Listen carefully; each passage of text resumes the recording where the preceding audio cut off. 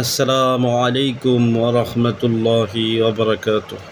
আশা করি আল্লাহ তাআলার দয়ায়, আল্লাহ তাআলার রহমতে আপনারা সকলে ভালো আছেন। যে সমস্ত আমার ভিউয়ার্স আছেন হাজিরা দেখার জন্য নতুন আমল চাইছেন, আপনাদের উদ্দেশ্যে আজকে আমল নিয়ে আসছি। হাজিরাতের বাদশা হাজির করুন। আমরা যারা তদবির লাইনে কাজ করি, হাজিরা যদি সঠিক হয় কাজ করতে সুবিধা হয়। এই জন্য আমাদের সবসময় এমনভাবে হাজিরা করতে হবে যেন হাজিরাটা সঠিক হয়, এমনভাবে কাজ করতে হবে যেন কাজটা সঠিক হয়। হাজিরা সঠিক হওয়ার জন্য কিছু নিয়মকানুন আছে, যেগুলো মেনে হাজিরা করলে হাজিরাটা সঠিক হবে। এর মধ্যে হচ্ছে, আমরা যখন হাজিরা করি এই রকম জিনপরির মাধ্যমে হাজিরা করতে হবে, যারা নাম ঠিকানা খাতায় লিখতে পারে, যারা শিক্ষিত জিন্নাত আছে, বিশেষ করে আলেম জিন্নাত আছে, হাফেজ, মাওলানা, মুফতি, এরকম জিন্নাতের মাধ্যমে আমরা হাজিরা করব। অথবা বাংলা আরবি দুইটাই পড়াশোনা করছে, এইরকম জিন্নাতের মাধ্যমে যদি আমরা হাজিরা করি তাহলে আমাদের হাজিরাটা অন্য হাজিরার চেয়ে ভালো হবে, সঠিক হবে। আর আজকে যারে ডাকবেন তিনি হাজিরাতের বাদশা। ওনাকে ডাকার জন্য কিছু নিয়মকানুন আছে, নিয়ম মেনে ডাকতে হবে। হাজিরাতের বাদশা যদি একবার হাজির হয়, তারে দিয়ে আপনারা যে কোনো কঠিন থেকে কঠিন হাজিরা করাইতে পারবেন। যে হাজিরা কি মিলতেছে না, যে হাজিরা সঠিক হচ্ছে না, এই ধরনের হাজিরা তারে দিয়ে করতে পারবেন। তো আমরা হাজিরাতের বাদশা ডাকার জন্য একটা আসন দিব, কেবলামুখী কইরা জায়নামাজ বিছাবো। জায়নামাজ বিছাইয়া জায়নামাজের ডান পাশে সূরা কদর পড়ে আগরবাতি মোমবাতি ধরাবো। ধরানোর পরে আশেপাশে যাতে কোনো দুর্গন্ধ না থাকে, এই বিষয়টা খেয়াল রাখতে হবে। আশেপাশে যাতে কোনো ময়লা, কোনো দুর্গন্ধ না থাকে, এই বিষয়টা খেয়াল করে পরবর্তীতে আমরা জায়নামাজে বসবো। বৈশা এই আমলটা করতে হবে। আমি যে আমলটা দিব একটা সংক্ষিপ্ত আকারে, আপনারা জাকাত আদায় করবেন। জাকাত আদায় কইরা পরবর্তীতে এই আমল দিয়ে আপনারা ডাকতে পারবেন, হাজিরাতের বাদশাকে ডাকতে পারবেন। কোনো সাধন করতে হবে না, সাধন ছাড়া ইনি হাজির হবে। আর আমি যে আমলগুলো দিয়ে থাকি পরীক্ষিত আমল। তো আপনারা যারা আমার ভিউয়ার্স আছেন, আমার চ্যানেলটা সাবস্ক্রাইব করে দিবেন এবং বেল আইকন অন করে দিবেন। আজকের আমলের মাধ্যমে সবাই উপকৃত হন, সেই উদ্দেশ্যেই আমলটা নিয়ে আসা।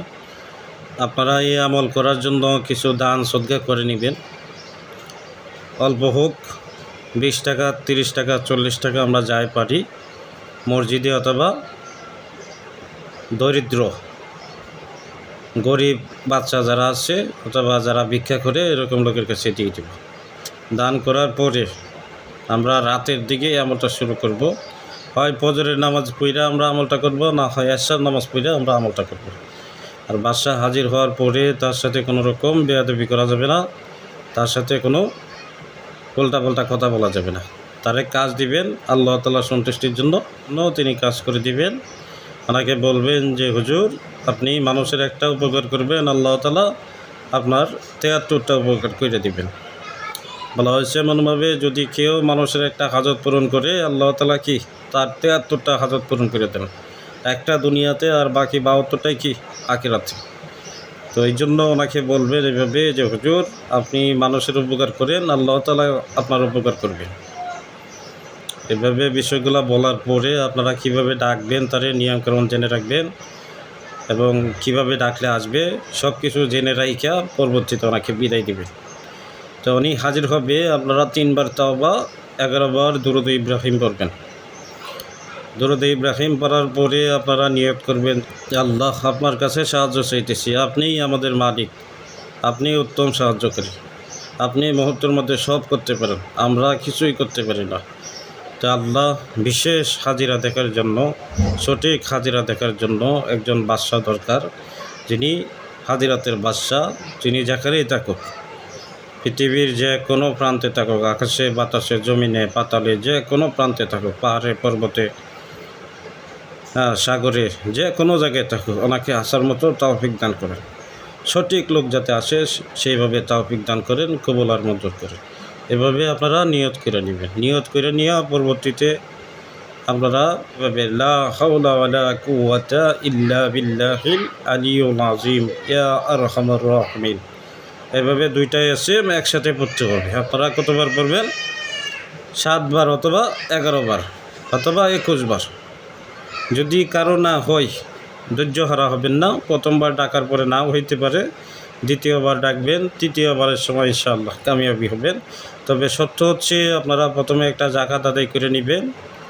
যে দুইটা এসএম আছে এই দুইটা একসাথেও জাকাত আদায় করতে পারেন, আলাদা আদায় করতে পারেন। যদি আপনারা লা হাওলা ওয়ালা কুওয়াতা ইল্লা বিল্লাহিল আলিয়্যুল আযীম 108 বার পড়ে নেন, ইনশাআল্লাহ একটা জাকাত আদায় হয়ে যাবে। আর যদি পরে যে এসএমটা আছে ইয়া আরহামার রাহিমিন, ইয়া আরহামার রাহিমিন, এটা আপনারা 108 বার পড়তে পারেন অথবা আপনারা একসাথে পড়তে পারেন। লা হাওলা ওয়ালা কুওয়াতা ইল্লা বিল্লাহিল আলিয়্যুল আযীম ইয়া আরহামার রাহিমিন, এভাবে পড়লে শুধু 108 বার পড়লেই হবে। দুইটা জাকাত একসাথে আদায় হয়ে যাবে। শুধু আপনারা নিয়ত করবেন। পরবর্তীতে যখন ডাকেন তখন 3 বার তাওবা, 11 বার দুরূদ, আল্লাহর কাছে সাহায্য চাইবেন। সাহায্য চাইয়া দুইটা এসএম একসাথে পড়বেন। 7 বার অথবা 11 বার অথবা 21 বার পয়রা ডাক দিবেন। 1 বার 2 বার 3 বারের সময় ইনশাআল্লাহ আসবে। হাজিরাতের বাদশা হুজুর, আপনি যেখানেই থাকেন আল্লাহর হুকুমে, আল্লাহর ইচ্ছায়, আল্লাহর শক্তিতে, আল্লাহর পবিত্র এসএমের শক্তিতে অতি দ্রুত হাজির হন। বইলা আপনারা কী করবেন? 3টা ফু দিবেন, ইনশাআল্লাহ উনি হাজির হবে। যদিও হাজির না হয় আপনারা ওনাকে সালাম দিয়ে দিবেন। হাজিরাতের বাদশা হুজুর, আপনাকে সালাম দিতেছি, আপনি যেখানেই থাকেন আল্লাহর হুকুমে সালাম গ্রহণ করুন এবং সালামের উত্তর দিন। হাজিরাতের বাদশা হুজুর, আপনাকে সালাম, আসসালামু আলাইকুম ওয়া রাহমাতুল্লাহি ওয়া বারাকাতুহু।